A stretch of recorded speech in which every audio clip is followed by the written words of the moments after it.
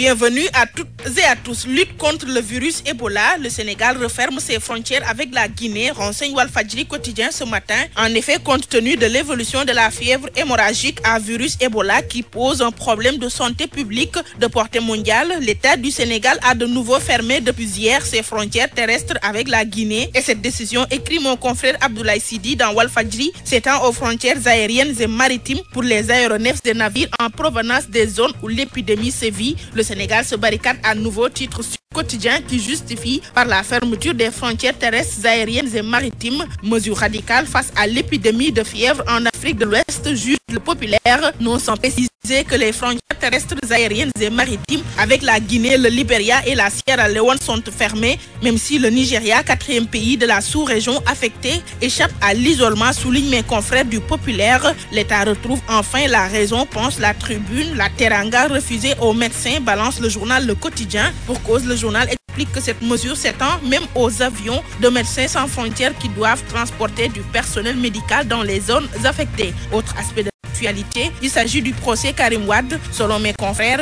du Soleil, le parquet demande le rejet de toutes les exceptions soulevées par la défense, c'est-à-dire la défense charge, le parquet spécial monte au créneau, nous dit l'As quotidien. Le parquet spécial nettoie la défense d'après Sud quotidien. La défense balance tout sans exception, relève nos confrères du journal Le Quotidien. À ce propos, Direct Info nous indique que les RG tiennent leur procès. Le populaire, pour sa part, constate que le procès de Karim est toujours englué dans la bataille de procédure. Pour cela, l'As revient sur les débats et nous livre que Maître Borsopouy, avocate de la défense, s'est demandé comment l'État peut-il s'enrichir de biens qu'il considère illicites. Autre affaire judiciaire, Walfadjri quotidien s'y éponge pour découvrir que Samuel Sarr risque 6 mois de détention préventive car son dossier a atterri en instruction. Dans la lignée, Walfadjri rappelle que l'affaire Maître Sey lui avait coûté 10 mois de prison. Alors, de Karim à Samuel Sarr, otage politique ou délinquant, s'interroge la Tribune. En clair, il suffit que l'on soit poursuivi pour enrichissement illicite ou pour offense au chef de l'État pour que l'on crie à l'acharnement ou au règlement de compte politique, réalité ou échappatoire. La Tribune mène la réflexion politique. On y reste avec Maître Abdoulaye Wade qui s'en prend à son ancien Sherpa dans les colonnes de Libération. Il dit: je vais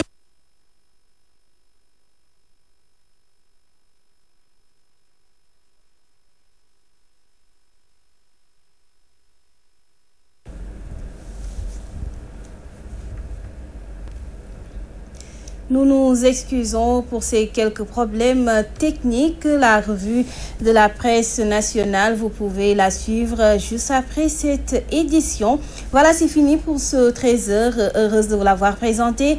Merci à Adjaratou Penda Dialogué, Hubert Assogba, Aïssatou Diagne pour le rapide technique également. À Aminata Mbaye, côté esthétique, Ousmane Sen à la réalisation. Merci également à Ramatoulaye Ba. Grand merci à vous pour votre attention, votre fidélité, notre fierté.